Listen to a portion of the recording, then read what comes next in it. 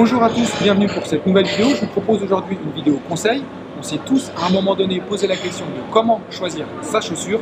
Je vous propose de rencontrer aujourd'hui Greg de chez Berti Sport qui va nous donner tous les bons conseils pour choisir la bonne chaussure. Merci de nous recevoir ici au Carrefour Seigny dans ta boutique. Donc Greg, ancien triathlète de haut niveau qui va aujourd'hui nous donner tous les bons conseils pour choisir la bonne chaussure.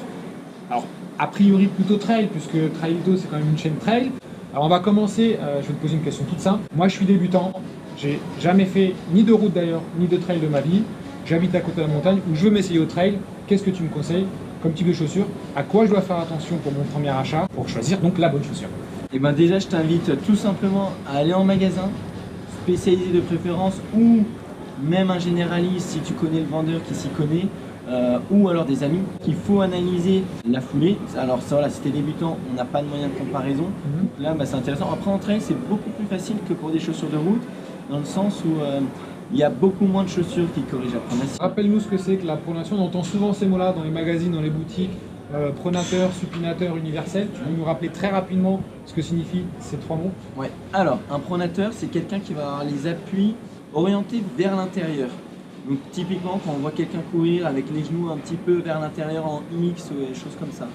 Supinateur, c'est l'inverse. C'est quand on pose le pied sur l'extérieur. Attention, chose importante, c'est pas parce qu'on pose le talon à l'extérieur qu'on est supinateur. Ce qui se passe en fait, c'est quand le poids du corps il passe au-dessus du pied, le supinateur il va rester sur l'extérieur. La majorité des gens, quand ils vont poser le talon en premier, ils vont soit le poser dans l'axe, soit sur l'extérieur.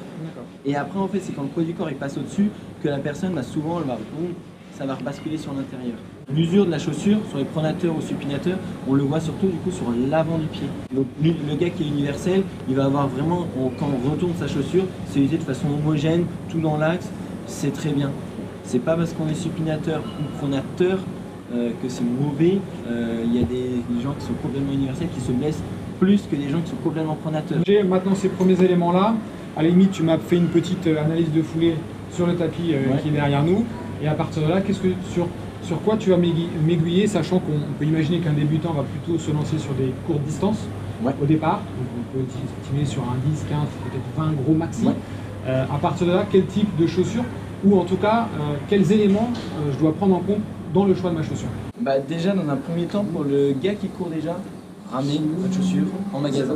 Comme ça, le vendeur il pourra analyser la chaussure, voir un petit peu comment vous avez couru et pour repartir sur le même style ou pas. Ensuite, si vous avez la chance d'être à côté d'un magasin qui organise des testings, des choses comme ça avec des marques, ça aussi c'est bien, c'est l'avantage, c'est qu'on essaye en grandeur nature et ça permet de se faire une idée sur les différentes marques qu'il y a sur le marché à l'heure actuelle.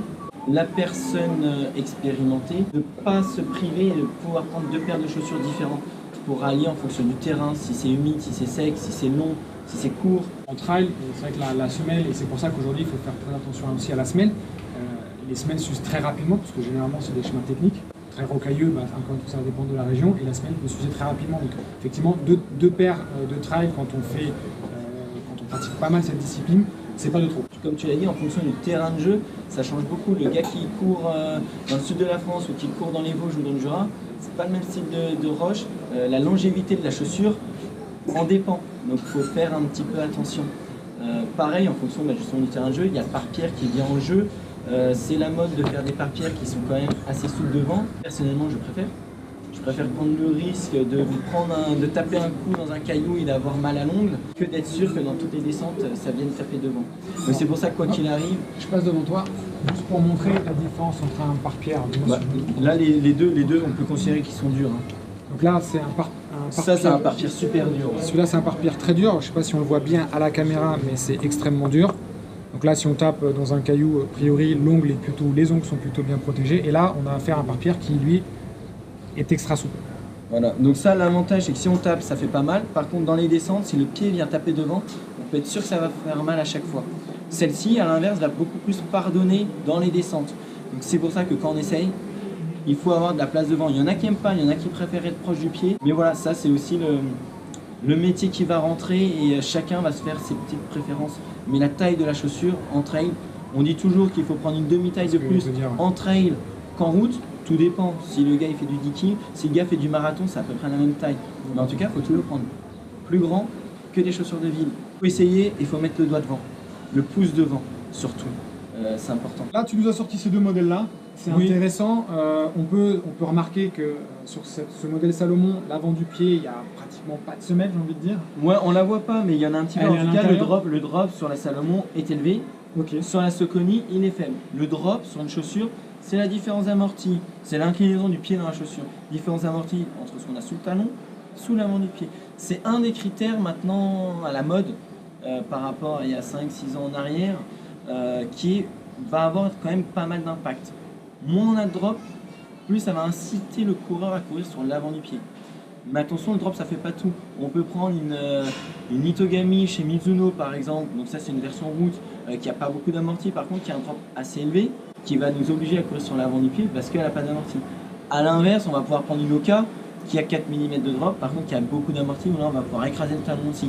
Donc voilà, c'est plein de petits facteurs, plein de petits détails sur la chaussure qui vont déterminer si c'est une chaussure minimaliste ou une chaussure ultra confortable. Et alors là, justement, pour le débutant qui démarre, qui a sa petite chaussure de footing régulière, est-ce que lui, c'est quelqu'un qui peut passer sur un drop très faible, type 4 mm, ou il faut qu'il fasse attention à ce critère-là, ou pas forcément? Alors, tout de suite démarrer sur des chaussures assez je l'orienterai beaucoup plus là-dessus, ouais. Pour qu'il prenne directement des bonnes habitudes. Ça peut être dangereux, il faut faire attention, il faut être à l'écoute de son corps quand on court sur l'avant du pied et qu'on n'a pas l'habitude. Attention au mollet. D'avoir mal au mollet, c'est pas très grave. Par contre, de répéter ça tous les jours à l'entraînement ou tous les 2 jours, au bout d'un moment, ça peut finir par tirer sur le tendon d'Achille. Donc ne plus avoir mal au dos ou au genou, mais par contre avoir ce créneau tendinite au tendon d'Achille, c'est pas l'idéal non plus. Pareil, le gars qui court sur le talon, qui sait qu'il écrase, mais qui se blesse jamais, pas forcément intérêt de changer et de vouloir courir sur l'avant du pied. En tout cas, moi, le débutant, j'aurais du mal à le mettre sur une paire de Hoka. Enfin, s'il veut essayer, pourquoi pas. C'est lui qui décide toujours. Mais voilà, une paire de Hoka, ça pardonne, c'est confortable. Peut-être que pour débuter, le mettre sur une chaussure un peu plus light, éduquer un peu son pied, c'est pas forcément une mauvaise chose. D'accord. Mais pareil, tous les cas sont différents. Donc, oui, chaque cas est très particulier. Maintenant, après, si on passe, donc on a bien compris pour le débutant, donc il y a plusieurs éléments à prendre en compte. Déjà, se connaître soi-même finalement, savoir si on est pronateur, supinateur, universel. Ouais. Choisir des chaussures, là on va en parler un petit peu plus pour les gens plus expérimentés, en fonction aussi de la distance. Oui. Et en fonction effectivement peut-être de la semelle. Greg conseillait en l'occurrence pour les débutants de tout de suite prendre de bonnes habitudes avec un drop assez faible pour inciter à courir sur l'avant du pied. Mais attention, on le répète, c'est avant tout une histoire de feeling, de confort. Et ce que Greg recommandait tout à l'heure aussi, c'est de tester en magasin, ce qui est très important pour se sentir bien dans la chaussure et faire ses premières armes et faire son expérience sur les premières chaussures qu'on va avoir. Maintenant, voilà, je suis expérimenté. Et j'ai déjà fait maintenant plusieurs distances, du 15, du 10, 20, 15, 30, et je vais me lancer sur de l'ultra. Et là on entend, alors je vais citer une marque, Oka, qui est très réputée pour son confort extrême, qu'on voit beaucoup sur des ultras. Voilà, alors je veux basculer sur de l'ultra. À quoi maintenant je dois faire attention? Est-ce que l'amorti est très important? Est-ce qu'il y a un intérêt à basculer sur des chaussures avec un gros amorti, même si elles ont un faible drop? Voilà, quels sont tes conseils pour un connaisseur? En tout cas, un expérimenté qui veut passer sur l'ultra? Déjà, il faut savoir aussi si lui, pendant son ultra, il va changer de paire de chaussures. J'ai beaucoup de clients, par exemple, qui prennent des chaussures assez légères, assez souples sur les premiers 100 km et qui changent ensuite et qui partent plus sur une chaussure, on va dire, type rando basse pour avoir la protection au niveau du pied. Donc des fois, il y en a qui n'hésitent pas à prendre 2 paires complètement différentes pour préparer un ultra. Déjà, la personne qui est expérimentée, donc déjà, il va devoir pareil, analyser la paire qu'il a actuellement. S'il était bien dedans, s'il accroche et était satisfait, tout ça, parce que c'est mine de rien, toujours les bons critères. Si c'était bien pour tout, alors la distance, oui, ça va jouer, mais une chaussure pour faire un 80 kg et une chaussure pour faire un 160 kg, ça peut être la même paire de chaussures. Il faut aussi analyser son niveau de performance. Le gars qui va passer 45 heures sur son ultra ou le gars qui va en passer 20. Alors ça, c'est important, effectivement. Les distances sont les mêmes pour tous les concurrents, par contre, le temps de course n'est pas le même. Et là, effectivement, ce que tu dis, c'est que ça peut avoir un réel impact. Donc, se connaître soi-même, savoir à peu près les performances qu'on va pouvoir faire sur ce type de distance. Et là, ça va effectivement rentrer en ligne de compte. Ouais, ça, et puis aussi le gabarit de la personne. Une chaussure, voilà, celle-ci, la Perrine chez Saucony, elle est vendue comme une chaussure de trail assez légère, assez dynamique. Mais le gars qui fait 60 kg, qui court bien, ça, honnêtement, c'est ça peut être sa chaussure de l'entraînement de tous les jours, même une chaussure pour aller faire du long. D'accord. Alors après, peut-être son petit défaut, c'est qu'elle va être peut-être un poil trop souple sur les derniers kilomètres. On va vouloir justement avoir un peu plus de soutien. C'est pour ça qu'il y a l'Exodus qui existe chez eux.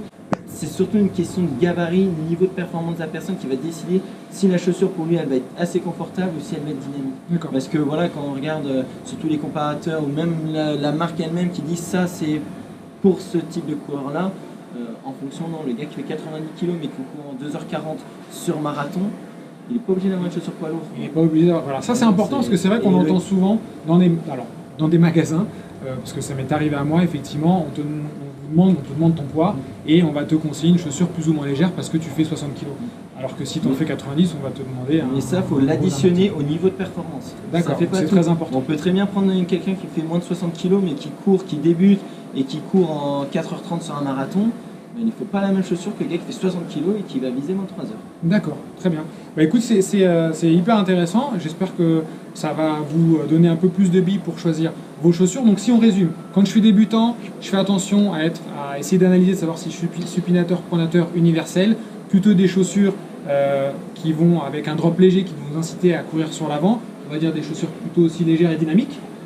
Ensuite, si je suis expérimenté, donc là c'est quand même une autre histoire, puisque là vous connaissez déjà un petit peu mieux. Là on va peut-être passer, alors là il y a un peu soit sur de l'ultra en tout cas, choisir plusieurs modèles de chaussures pour la même course, ou avoir le même avec alors toujours le drop, donc là chacun va décider, avec un confort, ça va être important, puisque comme le disait Greg, le temps passé en course peut être différent entre chaque personne et c'est ça qui fera la différence sur le choix de la chaussure et sur le confort qu'on va aller chercher, parce qu'effectivement c'est pas la même chose de faire un ultra en 20 heures que de le faire en 30 heures ou 40 heures.